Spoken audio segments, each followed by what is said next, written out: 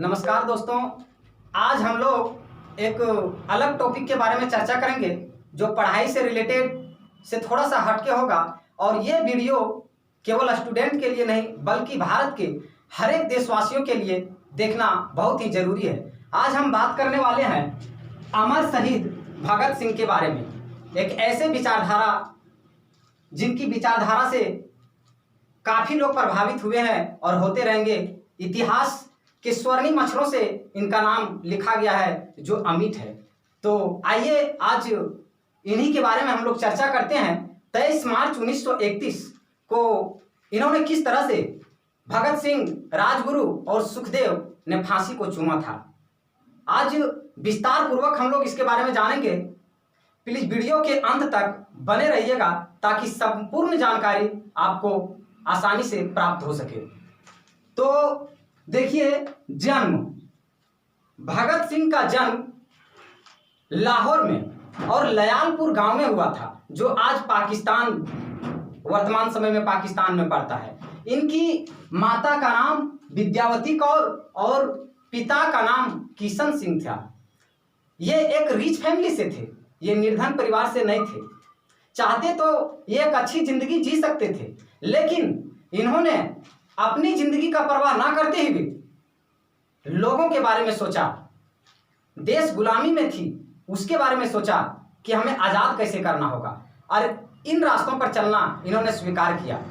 1907 में इनका जन्म हुआ था और अंदाजा लगाइए 13 अप्रैल 1919 जालियांवाला बाग हत्याकांड जो दिल दहला देने वाली घटना थी। उस समय ये मात्र 12 वर्ष के थे और अपने घर से अर्थात लयालपुर गांव से अमृतसर पंजाब 40 किलोमीटर की दूरी थी, पैदल चलते हुए गए। और वहां जाने के बाद उन्होंने एक साथ में अपने बोतल लगे थे और उस बोतल में जालियांवाला बाग हत्याकांड में वहां पर जो निर्ममता पूर्वक लोगों को क्रूरता पूर्वक मार दिया गया था, उन सब के जो रक्त थे अपने उस बोतल में भर लिए और घर लाए। और घर आने में जब बहुत काफी लेट हो गया तो उसकी बहन ने पूछी कि इतनी देर तुमने कहाँ लगा दी। तो उन्होंने बताया कि मैं जालियांवाला बाग हत्याकांड अमृतसर पंजाब गया था उस स्थान पर, और मैं इस बोतल में जो रक्त है वो हमारे अमर शहीद देश के स्वतंत्रता सेनानियों का है, मैं इसका बदला लेकर रहूंगा। वो 12 साल के एक लड़के के अंदर इतना जज्बा था अपने देश के प्रति। उसके बाद सन 1924, जिस समय महज मात्र उनका 17 वर्ष था और 17 वर्ष में उनकी मां बोलने लगी, बेटा अब तुम शादी कर लो, तुम्हारे लिए एक सुंदर सा कन्या हम देखे हैं। बहुत दिनों से हम सपने सजोए रखे हैं कि मेरा बेटा जब जवान होगा, बड़ा होगा तो मेरी बहू आएगी, थोड़ा मेरा सा हेल्प होगा। तो इन्होंने बोला, मां मैं अभी शादी नहीं कर सकता। और इतिहासकारों ने लिखता है कि मना करने के बाद उनकी मां नहीं मान रही थी तो रातों रात वो घर से निकल गए और एक पत्र लिख के छोड़ गए वहां। और उस पत्र में लिखा था, मां आप तो जानते हैं मैं किस लिए काम कर रहा हूं। इस गुलाम भारत में मैं शादी नहीं कर सकता। मेरी दुल्हन अपनी दुल्हन नहीं होगी, मेरी दुल्हन आजादी ही मेरी दुल्हन होगी। और अगर आप चाहते हैं कि आपका बेटा शादी कर ले तो सुनिए मां, इस गुलाम भारत में मेरी दुल्हन मौत होगी और मेरे बारात शहीद हुए यहाँ के तमाम क्रांतिकारी स्वतंत्रता सेनानी लोग होंगे। और वहां से वो सीधा फरार हो गए दिल्ली। अपने बड़े भाई जिनका आदर्श प्रेरणा वो मानते थे चंद्रशेखर आजाद, और चंद्रशेखर आजाद से मिले और उन्होंने बोला मुझे भी आपके साथ काम करना है। ये एक अच्छे फैमिली से मैंने चर्चा किया, बिलोंग करते थे, लेकिन फिर भी इन सुख सुविधाओं को छोड़ करके और एक अलग रास्ता चुना। वहां पर जाने के बाद चंद्रशेखर आजाद उनसे पूछे, हमारे रास्ते अलग हैं, हमारे तरीके अलग हैं, और भी लोग काम कर रहे हैं देश को आजाद करने के लिए, आप वहां क्यों नहीं ज्वाइन कर लेते? आप वहां जाके ज्वाइन कर सकते थे, उनके रास्ते अच्छे हैं, मेरे रास्ते कांटों भरे रास्ते हैं, इस रास्ते में परेशानियां आएंगी और ये रास्ता आप जानते हैं कि मौत भरा रास्ता है मेरा। तो उनका जवाब था कि मैं इस गुलाम भारत में रहकर जीना नहीं चाहता हूं। गुलाम भारत से बढ़िया है कि मैं अपने मौत को गले लगा लूं। लेकिन चंद्रशेखर आजाद बोले ये तो कहना बड़ी आसान है लेकिन करना बड़ा मुश्किल होगा। लेकिन इस महान क्रांतिकारी स्वतंत्रता सेनानी भगत सिंह के अंदर वो जज्बा था, वो जुनून था। उन्होंने बोले कि आपको लगता है कि मैं करतार सिंह सराबा और खुदीराम बोस जैसा काम नहीं कर सकता। इतना ही कहकर वहां आग की चिंगारी जल रहे थे और अपना हाथ आग की चिंगारी में देते हुआ बोला, मैं इस पवित्र अग्नि की कसम खाके कहता हूं, जब तक मेरी सांसें रहेगी मैं देश की आजादी के लिए काम करूंगा, मौत को गले लगाना पसंद करूंगा, लेकिन इस गुलाम भारत में मैं कतई रहना पसंद नहीं करूंगा। तब जाके बिलीव हुआ चंद्रशेखर आजाद को और दोनों ने मिलकर काम करना शुरू कर दिया। और सन 1925 का जब दौर आता है काकोरी कांड, चूंकि ये सब जो काम कर रहे थे देश को आजाद करने के लिए, तो इसमें आजादी करने के साथ साथ दिमाग तो इन लोगों के पास था लेकिन पूंजी नहीं थे, पैसे नहीं थे, हथियार नहीं थे, ये सब भी जरूरी था। तो उन्होंने प्लान बनाया, राम प्रसाद बिस्मिल ने एक प्लान बनाया कि हम लोग के पास पैसे की कमी है और हथियार की कमी है। एक ट्रेन जा रही है जो लखनऊ से सराहनपुर जाने वाली है, हम लोग उस ट्रेन को सराहनपुर तक नहीं पहुंचने देंगे और बीच में काकोरी स्टेशन में ही उसको लूट लेंगे। काकोरी से स्टेशन के थोड़ा सा आगे घना जंगल पड़ता था। तो आजाद चंद्रशेखर आजाद और भगत सिंह ने कहा ठीक है, हम लोग इस राय पर मंजूर है। काकोरी स्टेशन में वे सब पहुंचने के बाद थोड़ी सी दूर जाने के बाद वो सब ट्रेन में अपना योजना बनाए। कुल 25 लोग थे, उसमें से मुख्य रूप से चंद्रशेखर आजाद, अशफाक उल्लाह खां, राम प्रसाद बिस्मिल खां, रोशन सिंह, राजेंद्र लेडी, ये 5 लोग थे जिन्होंने बोले ठीक है, कुछ हम लोग जंगल में रहते हैं और कुछ आप लोग 2-4 लोग चढ़ जाइए ट्रेन में। और वो सब कुछ ट्रेन में सवार हो गए और जो ही काकोरी स्टेशन से थोड़ी दूर ट्रेन पहुंची, अर्थात घने जंगल में, ट्रेन का चेन खींच दिया। अचानक ट्रेन रुक गई और ये सब सभी साथी वहां सवार हो गए ट्रेन पर और सारे पैसों को वहां से वो सब निकाल लिए जबरदस्ती। बहुत लोगों का तो उन्होंने मार भी गिराया ये सब लोगों ने। और उसके बाद वहां से आने के बाद वो सब पैसा का गिनती किए, 9,000 या 10,000 के लगभग कुछ रुपये ये सब लिए। तो उन सब रुपयों को ये सब अपने लिए नहीं रखे। चंद्रशेखर आजाद बोले ये तो रुपये बहुत कम है, मुझे लगा था कि 20-22 हजार रुपये हो जाएंगे, लेकिन 9-10 हजार रुपये तो बहुत कम है। सबसे पहले दिल्ली ये सब पैसे को भेजना होगा जहां पर स्वतंत्रता सेनानी काम कर रहे हैं, और कुछ पैसे जो बच जाएंगे उससे हम लोगों को पर्चे बनवाने होंगे और उनसे जो कुछ पैसे बचेंगे वो हम लोगों को कैदी को कपड़ा प्रोवाइड करवाना होगा, वहां पर देना होगा। इस तरह से इन लोग ने पैसे इकट्ठा करते थे, हथियार इकट्ठा करते थे और इस तरह से ये काकोरी कांड जो है अंग्रेजों के लिए एक बहुत बड़ी हार का सबब बना। और अंग्रेज लोग सोचने लगे कि किस तरह से इसको पकड़ा जाए, लेकिन वहां से सब साथी फरार हो गए। राम प्रसाद बिस्मिल खां, राजेंद्र लेडी, रोशन, ये सब कुछ साथी पकड़े गए। राम प्रसाद बिस्मिल खां को पकड़ करके और अंग्रेज लोगों ने फांसी के झूले पर लटका दिया, अर्थात वो फांसी के झूले पर लटकाना गलत कहना होगा, फांसी को चूमे। और इस तरह से जब इनका मृत्यु हो जाती है तो भगत सिंह का खून और भी ज्यादा खोल उठता है। तब उन्हें बात याद आती है, राम प्रसाद बिस्मिल खां का एक बयान था, सरफरोशी की तमन्ना अब हमारे दिल में है, देखना है बाजुएं ये कातिल में कितना दम है। अर्थात कहने का मतलब यह हुआ कि सरफरोशी की तमन्ना अब हमारे दिल में है, देश की आजादी के लिए हम अपना सर कटा सकते हैं लेकिन सर नहीं झुका सकते हैं। ये हमारी बड़ी तमन्ना है कि अंग्रेज लोग के बाजू में दम कितना है, हमें पकड़ने के लिए इसमें कितना दम है, ये परीक्षा हो जाएगी अंग्रेजों और हमारे लोगों के बीच। और ये जज्बे और जुनून को लेकर के आगे बढ़ते रहे, यहां रुके नहीं। और सन 1929 जब आया, बहुत ही चर्चित घटना, सन 1929 यहां देख पा रहे होंगे, सन 1929 साइमन कमीशन वापस जाओ। टॉप मोस्ट लीडर में गिने जाने वाले उस समय के टॉप मोस्ट लीडर सबसे बेहतरीन लीडर लाला लाजपत राय, जिनका नाम लाल पाल बाल बड़े ही खूबसूरत और आदर्श वाक्यों के साथ लिया जाता है। ये इनकी विचारधारा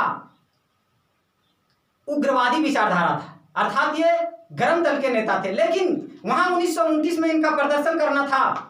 साइमन जो कमेटी बनी थी, अंग्रेज लाए थे, उसको बहिष्कार करना था। और इनका कहना था कि हम लोग हथियार लेस रहेंगे, हम लोग को किसी पर यह हिंसक रूप से प्रहार करना है, हिंसा नहीं करना है, यह हिंसक रूप से देख लेते हैं क्या होता है।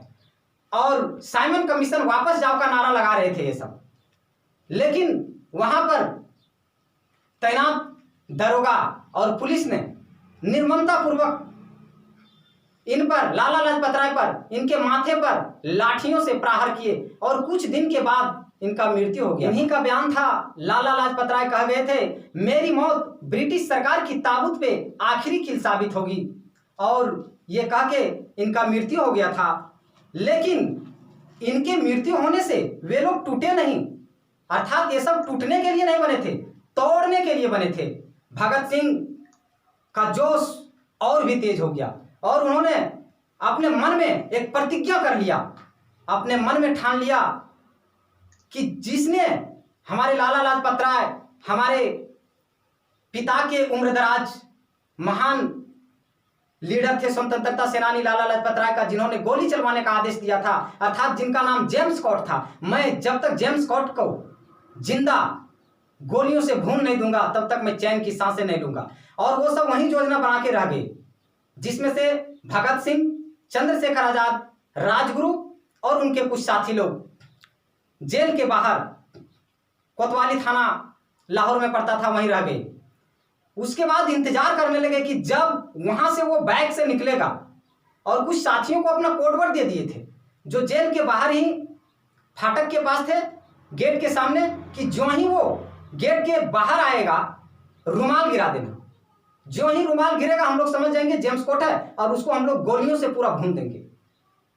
लेकिन गलती यह हुई, उस समय जेम्स स्कॉट बाहर नहीं आए, सॉन्डर्स बाहर आ रहे थे और उनका साथी ने रुमाल गिरा दिया। रुमाल का गिरना ही था कि राजगुरु ने एक गोली सीधे उसके सर पे दाग दिया। भगत सिंह ने 3 और गोलियां उनके सीने में दाग दिया और वहीं उनका काम तमाम कर दिया सॉन्डर्स की। और वहां से भी वे सब लोग फरार हो गए। वहां बगल में ही डीएवी स्कूल था, उन लोगों का जान पहचान था, वहां से निकल के फरार हो गए। अब इनको पकड़ने के लिए अंग्रेजी सरकार लग गई। लेकिन ये चतुर थे, काफी चतुर थे भगत सिंह। इन्होंने अपना दाढ़ी बनवा ली और बालें कटवा लिया, और एक जो आप लोग इमेज में देखते होंगे, इनका फेवरेट ही टोपी हट जो है तिरछा टाइप में थोड़ा सा पहने हुए हैं, वो लगवाए और दुर्गा भाभी की सहायता से वो भटिंडा के रास्ते सीधे कोलकाता पहुंच गए। लोगों ने इसे देखते रहा, कहां गया, लेकिन इतना चकमा देते हुए वो वहां पहुंच गए। एक ऐसा क्रांतिकारी थे जो 1 साल पहले सर्वे किया गया था गांधी जी और भगत सिंह पर, लेकिन फर्स्ट ऑफ रैंक में भगत सिंह आए, सेकंड में गांधी जी आए थे। टॉप मोस्ट लीडर गिने जाने वाले। अभी भी बहुत से लोग इनके प्रेरणा स्रोत को मानते हैं और इनके आदर्शों को अपनाते हैं और चलते हैं। और उसके बाद देखिए 1929 में पब्लिक सेफ्टी बिल, जहां पर काफी लोग एकत्रित हुए थे, उन्होंने पर्चे छपवाए और जगह जगह पर पर्चे चिपका दिए। उस पर्चे में लिखा था, लाला लाजपत राय की मृत्यु का बदला मैंने सॉन्डर्स को गोली मार के ले लिया। और उस भीड़ में उन्होंने बम का धमाका किया, लेकिन वो बम जो धमाका किए राजगुरु और भगत सिंह, वो खाली बेंचों में धमाका किए। अर्थात उनका किसी का जान लेने का मकसद नहीं था, बाहरों को सुनाना था कि अभी भी तुम लोग इस अंग्रेजी हुकूमत की चाकरी क्यों कर रहे हो। किसी का जान लेने का मकसद नहीं था। अंग्रेजी सरकार, वहां तैनात पुलिसकर्मी इसको पकड़ने के लिए दौड़े। चाहते तो ये यहां से भाग सकते थे, लेकिन ये भागने का प्रयास नहीं किए।